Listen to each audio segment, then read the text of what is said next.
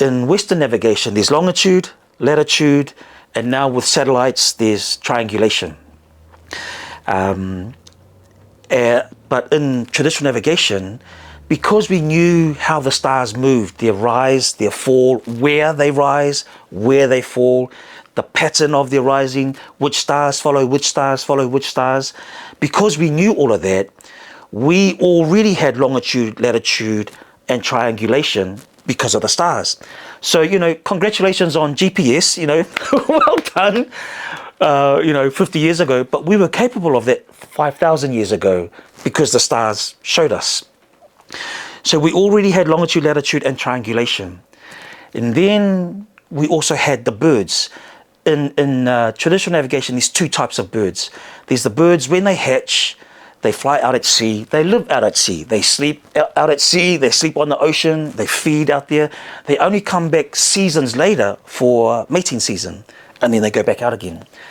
That's one type of bird. The other type of bird, when they hatch, they are land-based bird, but they like to fish. So they go out in the morning, they fish during the day, they come back in the evening. So if you're out at sea and you kind of lost your way, you're looking for the birds that are the land-based birds. And so about an hour to 2 hours before the sun sets, they will go up to look for where home is and then fly back home. Now you know where land is, and so you follow those ones.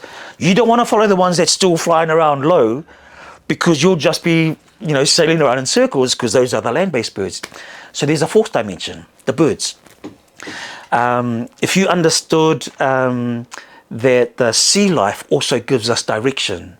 So for example, the whales, the ocean is the Maota o le Tafola, the home of the ocean, the home of the whales. So we know they eat down in Antarctica, that's their kitchen. We know they mate in Tonga, that's the bedroom. We've just started to see them in Samoa, first time in almost 100 years, that's the snack box. We also know that on their way down to the kitchen, Antarctica, they stop in at Aotearoa.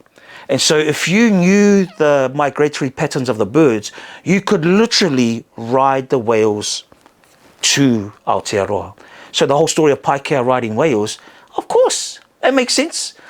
But it's a metaphor for following whales, although you can literally ride whales in. But that's how we found that whole area around where Paikea and her ancestors live. Yeah, they rode whales because they knew that's the pantry of the whales. And so there's a fifth dimension, the whales. Our concept of Tausile Va, we understand as the Va as the connection, the relationship between me and you and you and you. But out in the middle of the ocean, there's a Va between you and the wind that you have to nurture. You have to nurture the Va between you and the waves, you and the clouds and the moon and the stars. So your connection is not just with people, but it's also elemental.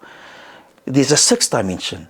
And then, we know because of the Creator, certain prayers and certain chants can ask him to intervene and change circumstances. So our navigation, whereas Western navigation is three-dimensional, our navigation is multi-dimensional.